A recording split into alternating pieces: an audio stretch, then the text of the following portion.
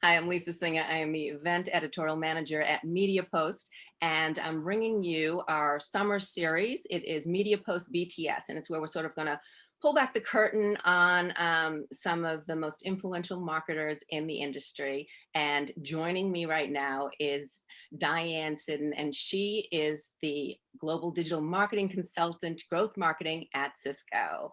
Welcome, Diane. Thank you so much for being here.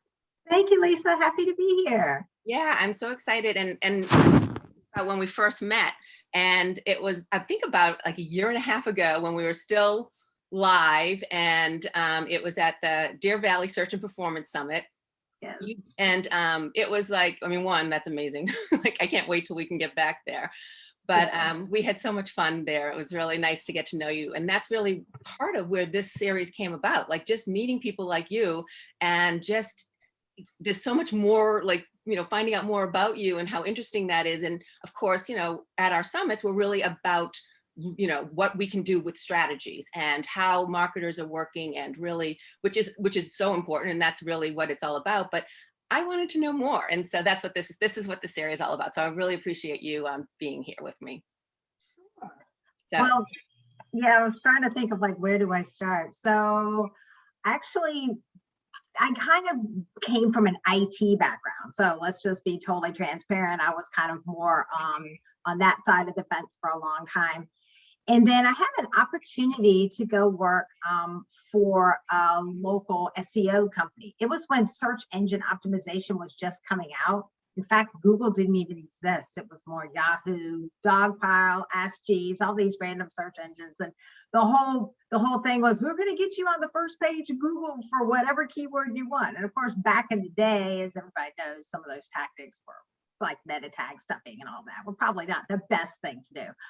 That's why I got kind of started with online marketing, and I started getting involved with paid search as well, and also got into some traditional. The agency I work with kind of blended their digital and traditional sides together, so I got to see both sides. And while traditional, was cool and everything, I really, really loved the digital side of things. And then I started working with some different agencies, worked for a couple up in New York, actually, started working to try to do one myself with another partner. And then kind of, got to the point where, I love the agency side, I still do, but I had an opportunity to go client side at Cisco and coming in as their paid search liaison between their agency and their staff. And, and here I am 8 years later, so I decided to kind of stick that around a little bit.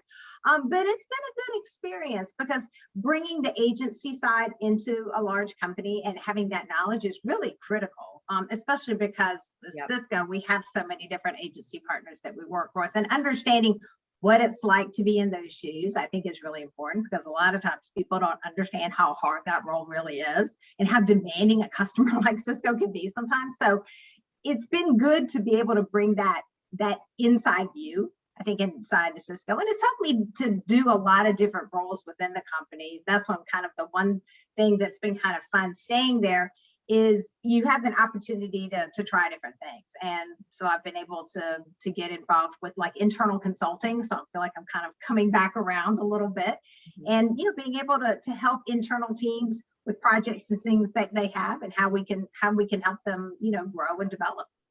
well, I'm curious because I know when you started, I mean, you've been in marketing now for more than 25 years. And as you said, even when you first got into it, search was just sort of starting. You also started in the tech industry, if I'm correct with what I've been seeing about you. And of course, now Cisco. So you sort of, came back around. I know you've been with agencies, as you were just talking about.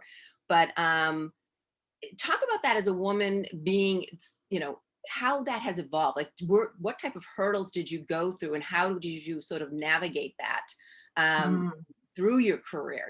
Because it is an industry that is predominantly male. Maybe I know you're on the marketing side, obviously, so that's a little bit different, but still, even that's evolved. And talk about what you've experienced, what's most impacted, maybe a negative situation, but that you were able to get past and move forward to the position you're in right now. That's great. And especially when I started in IT, because back in the day, a few years ago, it was predominantly male. And it really was, you had to really sort of kind of try to make yourself stand out a little bit more. I do recall times where there was definitely more of a bias, against women, because it's like, oh, well, they don't know how to do all this stuff. And it's like, well, they do. Just let me give me a chance and I'll show you to do that. And I think, to your point, Lisa, the biggest thing is just, continuing to push forward and not turn opportunities down just because you think, oh, I can't do that, I can't learn that. I mean, I've in especially my role at Cisco, I've had to learn some things from scratch.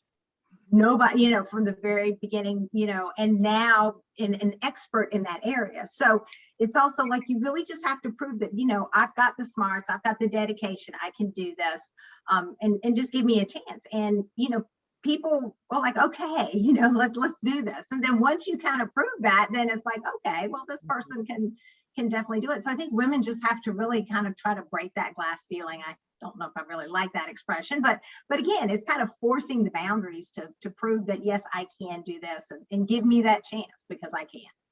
Is there something that maybe happened because as you said, you have to just keep pushing forward. And there are going to be people who are going to just learn by seeing that, wow, she knows her stuff, and let's give more to Diane, and let's, continue. But there are going to be those who are going to stay with their, what, women just don't belong. And Mhm. is there, and I'm not even saying, and that's not maybe the situation I'm asking for, but is there maybe something that happened within your career that you kind of had to maneuver past something like that? And how would you recommend doing that? How did you do that? Because it's not about just keeping your head down, but at the same point, it's also not about, getting in a huff, like you said, and just giving up and saying, okay, I'm going to move somewhere else, And so what did you do to face that? Yeah, it's actually really kind of keeping your head up. So one of the things, I can give you an example of something that happened at Cisco. There was an opportunity for a new position in a different team, and they were actually looking to bring an outside consultant in. And what they didn't realize is a lot of the experience that they were looking for is stuff that I had done in a previous role before Cisco. And of course, I just didn't know. And it was one of those things. I went and talked to my boss, and he was always, he was always my biggest fan. He was always my advocate. And I said, look, I can do this. You don't have to go hire an external person. Why don't you let me do it? Now, it did mean I had to move, from one team to another. So there was going to have to be someone to backfill. But he saw that this really made a lot of sense. He saw the value. He saw that, hey, I don't have to go out and hire and go through a whole consultant thing. I have an in-house person that knows how to do this. And it wasn't like he made me take a test and say, oh, you do all these things. I just basically told him, it's like, I have done this before. It was a little bit of a stretch, I have to admit. I think sometimes you sell yourself, but sometimes you might, pat a few things around the edge. Just like, yeah, I've done that. No worries. It might have been about 5 years ago, but sure, I've done it before. But then once I got in, I had to really get up to speed, learn everything very quickly. Yes, it was challenging and less was hard, but I knew that he had faith in me to do it, and I knew I could do it. I knew that, I wasn't going to fail. I was going to make it successful, and I was able to do that. So having someone who can be your advocate as well, that that you can trust, they're going to catch you when you fall. And, if you make a mistake, hey, it's okay. Just learn from it. Let's continue to move forward. They're going to be your champions to help drive you to wherever you might need to go or want to go. And I do think it's also important that you said you knew that you could do it, and you stepped up and said that, as opposed to, because I think sometimes, and women in particular, but both men and women, but I do think women tend to, especially when it's something new, like you said, you sort of had to catch up and, jump in there. And women maybe are a little bit less apt to jump in that way. They might want to, okay, should I do it this way? Like there's that, you want to, I don't know, I guess get approval or something. I don't know, there's something about that. And you stepped up, you said that you could do it. And even though maybe part of you was like, oh, I got to catch up, you didn't let that go. And I think that's key to how, we advance in our career, how people can move on and get to the next level. Yeah, and it doesn't mean that I didn't have some of those apprehensions. It was kind of like once I put my name in the hat to do it, I thought, oh my gosh, what if I just signed up before? So I started really just started doubting myself a little. It's like, oh man, did I really want to do this? Then I thought, no, that I know what I'm capable of doing. And I think a lot of that comes with experience too. It's a lot harder when you're younger and you're in situations like that. But when you've done a lot of different things and you look back over your career and you're like, man, I can do anything. I mean, and you think about all the things, the challenges that you face, what's one more challenge? And my biggest thing, Lisa, is always, no matter where you are in your career, if you're early in career and you're getting ready to retire, always learn and always grow, because that keeps you going, and you just never know where those opportunities will take you. This one the example that I was explaining to you, it allowed me to actually create a whole new job role within Cisco and actually develop an actual practice that we didn't even have. So who knew that something like that would turn into something that was going to be much bigger than I could have even imagined. Wow. And well, I was wondering, and this might have been, maybe you've already answered it, what has been that most proud moment in your career? Something that you maybe did jump in and do something that maybe you were insecure about, or maybe just you had this idea or whatever it may be, but something you look back on and that's sort of a pivotal point in your career. So we were in the process of evaluating data management platforms. And we decided that we were going to go from the one we had to a new one. And they basically allowed me the ability to project manage the whole thing. So working with a vendor, getting it installed. And we had a really tight timeline that they said, there's no way that you're going to make this. Not going to happen. And that was one of those things like, okay, you're going to be pushing the wrong person here, because I'm going to prove to you that. And we did. We actually delivered on time. It went very well. We didn't have a lot of hiccups. Had a great team that I worked with, from the IT side and a vendor as well to make it happen. And just the fact that people said it couldn't happen and you made it happen, and everybody was like, wow, that's the first time that's ever happened, that we actually did something that we delivered on schedule instead of like being 6 months late or whatever. So that was a really proud moment, because it let me know that, what people say you can't do, you can do. Mm-hmm. And then just to be able to have such a good team effort. I mean, it takes a village sometimes for some of these things, and being able to work really closely. And it didn't mean we didn't have obstacles. Sure, we had some things that came up that were really going to possibly be roadblocks for us to make our deadline, but we worked around it, and we were able to do it. And it was such a great experience when we actually launched it. And it was just just the fact that we did it and did something that everybody said that we couldn't do. Yeah. And then, and you actually talked about it takes a village. And so I sort of want to dive into with the pandemic, it's made us, I feel, almost bring our personal lives and our business lives together more so, in the sense that, here we are talking to each other in our homes, and we're seeing, we're not right now, but we're seeing kids running around, or maybe you can hear the construction going on in the house next door, which of course they start just as I'm, ready to do this. But, we're getting that glimpse of each other's personal side. So there's really been this blur, I think. And as we move back to the office, how do you feel that's changed you, or changed just business in general? I mean, do you feel like there's something from all of this horrible, what we've been dealing with?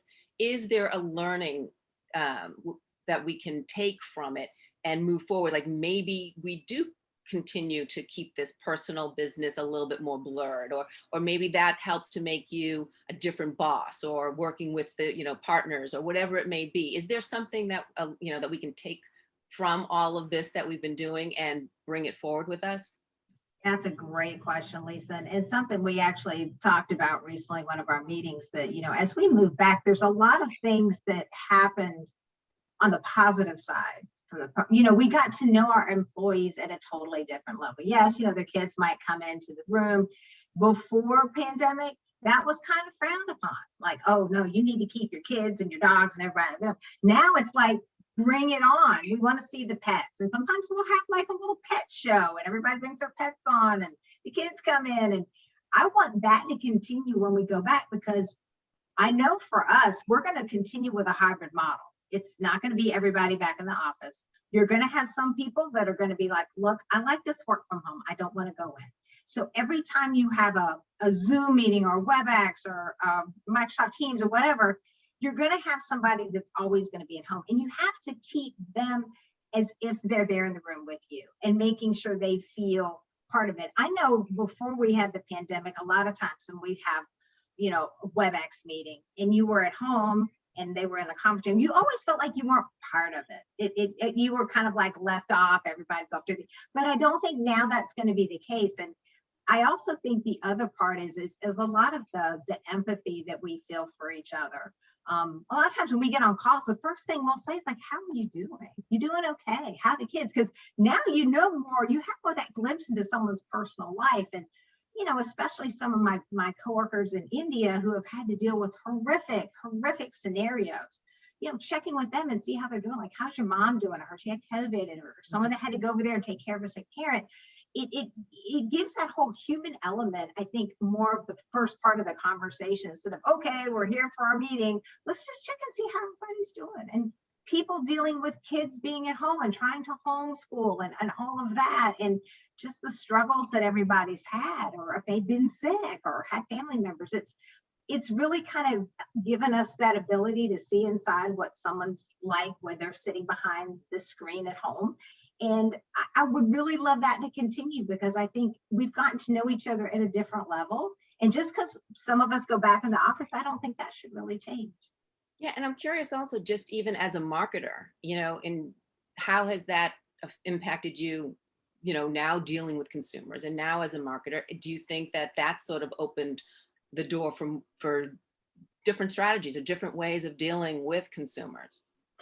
It has. I mean, the big thing that happened with us is, we have a technology that brings people together with WebEx, and, how we were able to connect, schools and teachers and, bringing people together in the medical field too, is being able to, if someone was in the hospital, being able to have a WebEx with, their doctor and their kids and everybody being in the same room together.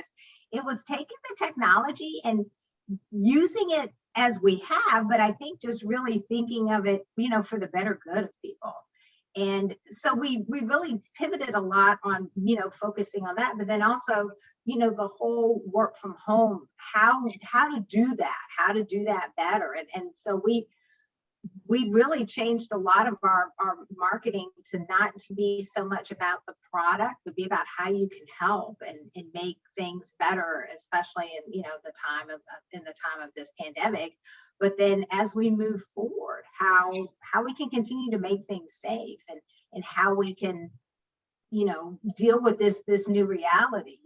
Hopefully one day this will all be something we never have to think about again, but we don't know that. And we have to think about, if this is our new reality, we have to adapt and make sure that, how we work with our customers, may always be, we may have this virtual hybridness where, you can't go see somebody like you used to. So, and how can you make that work and make it just as successful as if it was in person? Well, I'm curious also, because going back to when we first met at the summit at Deer Valley, and you did a presentation on intent and how important it was to really, which was something that, some marketers were doing, some weren't. And I think it's become more so even before COVID.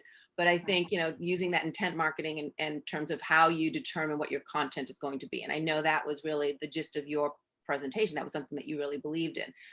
It must become even more important at this point right now. Oh, absolutely. Especially when you think about before the pandemic, there was words that we use now in our everyday life that we never talked about. Social distancing, hybrid workforce, all those things that people are out there looking like, how do I deal with this hybrid workforce? I need to come up with some kind of solution, or, and just being able to help when it comes to these new challenges that people have. And I think too, we really had to pivot a lot on our content. Our website totally changed from what it was back then, I think a year ago, what we were promoting and how we have things now. It's not night and day. And again, just, focusing a lot more on that human element, how can we help people? How can we, make, as we deal with these challenges with the pandemic, how can we make things easier for people, and to try to get on with their lives? Yeah, no, I agree. I think it's definitely something that marketers need to keep in mind as as we continue to move forward. Even though we're hopefully, as you said, it's going to be well behind us. I think there's a lot we still have to remember and keep doing as we go forward. Now, I want to ask you. I know that you volunteering is very important to you, and I know one of them is Miles of Great Hope. So.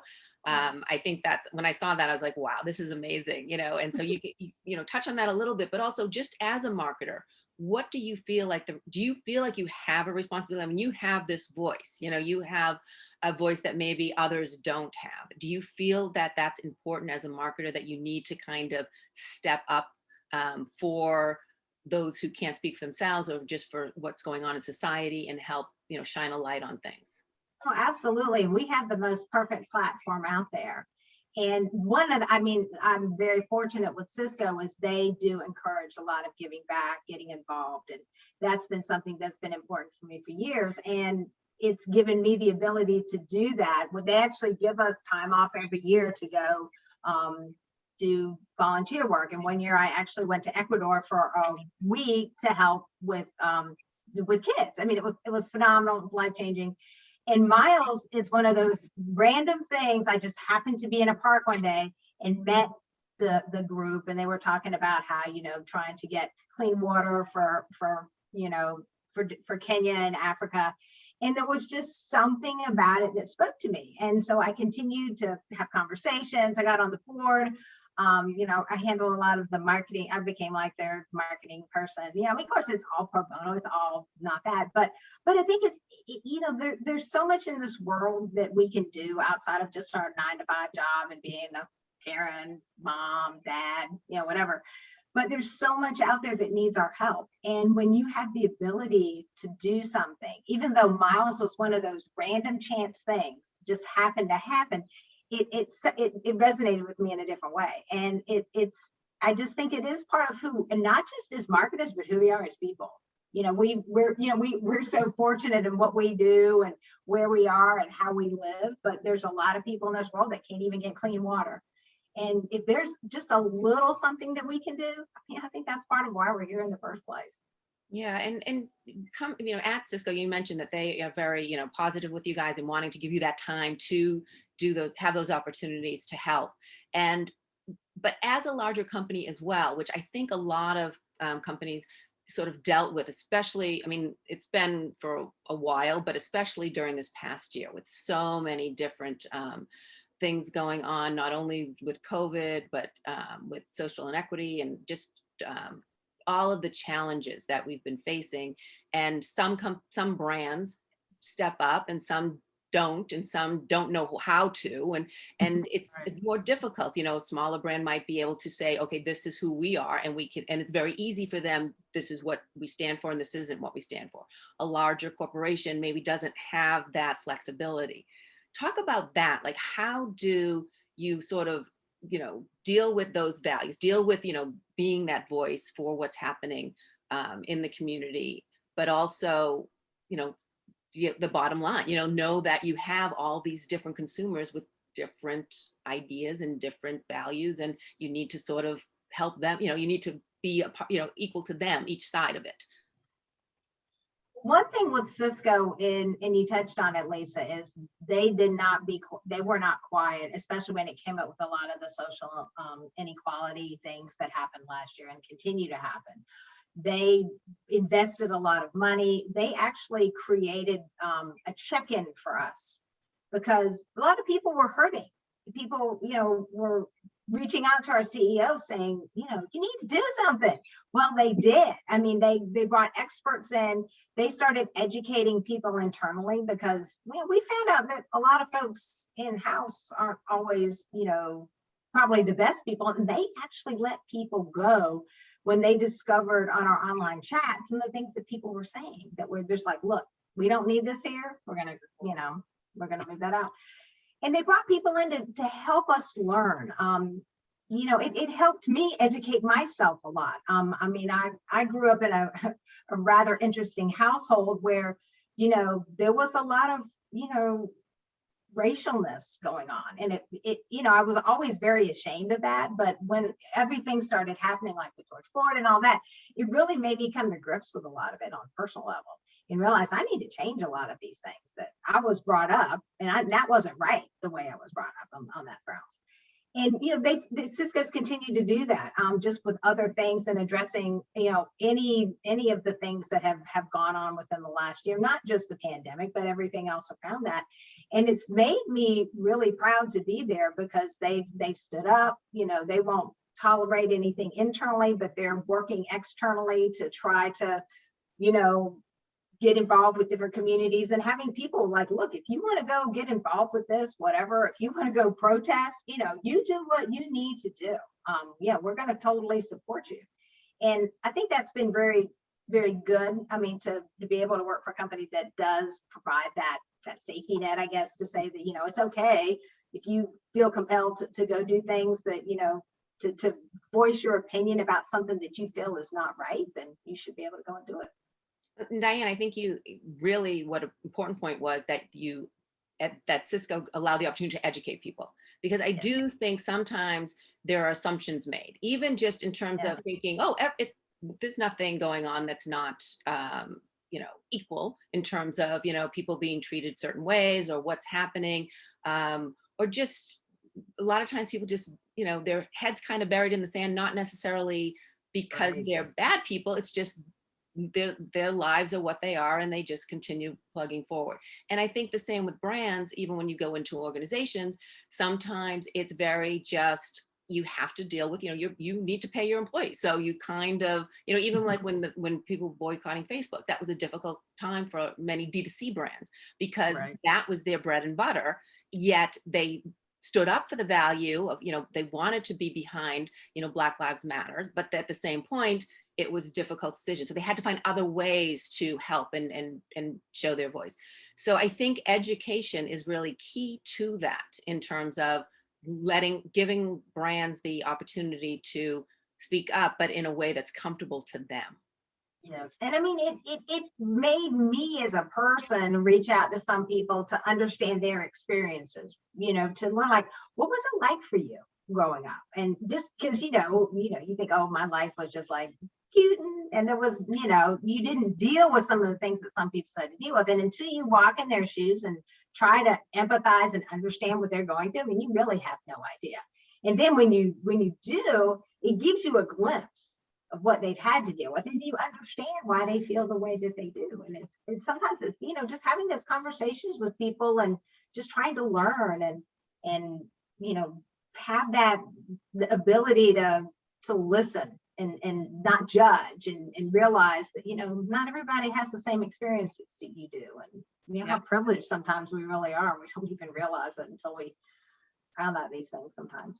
And everyone's on their own journey. I spoke with someone last week, and I love that the way she said that. It was just basically, you try to have patience and tolerance for what journey everyone's on and where they're learning. And as long as you're always learning and moving forward, and trying to keep that open mind, that's really absolutely. That's all. I think the open mind part is the big part, because you can learn, but you have to really listen and empathize with what someone's going through. I mean, I think that's critical, because you can listen and kind of be like, oh, I'm not even gonna listen to this. But no, I mean, really just try to put yourself there and really, listen and think and not speak. No, I think that's really very key.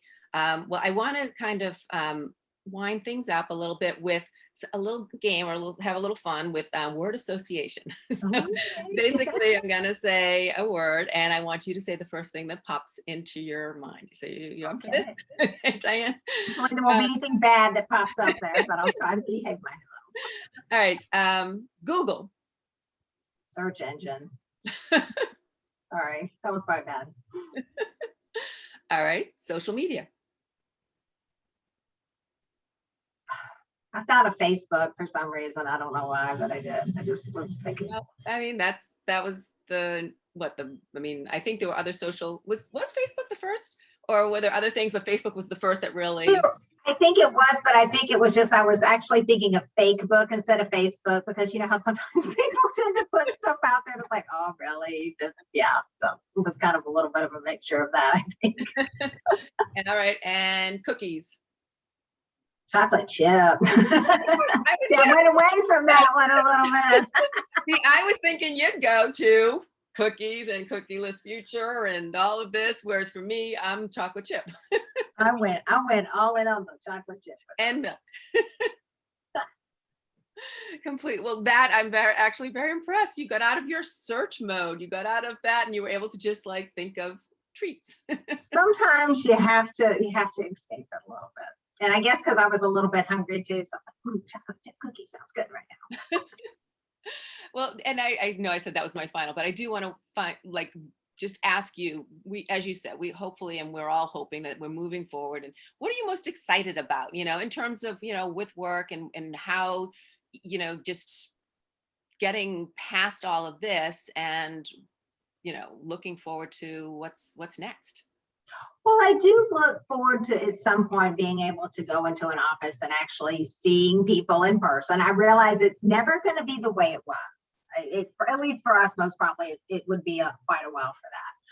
But it was kind of like what we talked before, Lisa, about, you know, taking some of the things that you've learned from being at home for this past year and a half, you know, being able to really be a little bit more human as opposed to always having your work facade up all the time, you know, just making sure everybody's doing okay.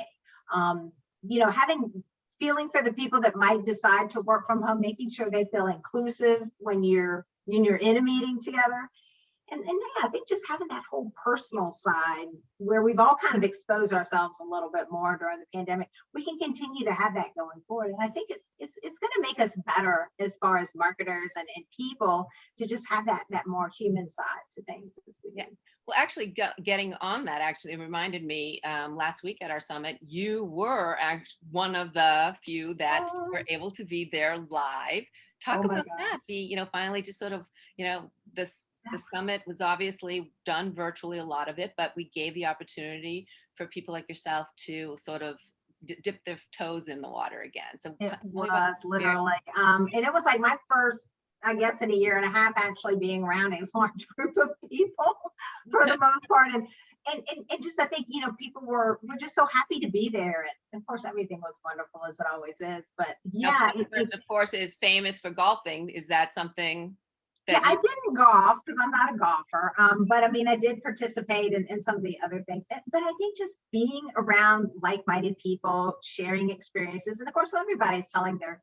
stories of how they had to deal with things, and you know how businesses have obviously had to pivot. But I think just being around, you know, marketers and sharing and just being together, and everyone was just like, oh, this feels almost normal in a way, and it was super super nice.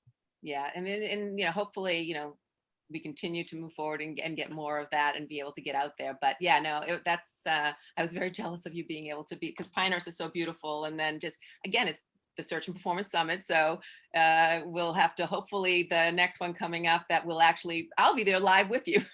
Oh yes, I am so looking Another forward to Deer Valley. I can't wait for the chocolates yes. under the pillow. That's my Oh favorite. my gosh, yes, that is like the mecca right there when we go to that one. So Definitely. Well, I'm really thank you so excited. much, Diane. This has been awesome. I really, like I said, I just love hearing you know, it's great to talk what your strategies are and what you guys are doing with your media buys. And I mean, obviously that's so important, but to me, I also love to hear the stories that we've just been talking about now. I'm just, you know, kind of peeling back the curtain a little. So I really I loved appreciate it. that. And Thank you, Lisa. It was great. I really appreciate the time. well, I'm very happy that you took the time with me. And we are doing the summer series. It's going to be once a week.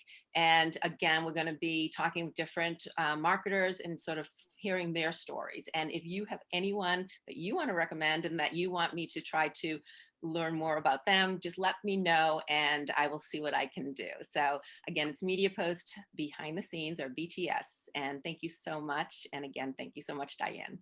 Thank you.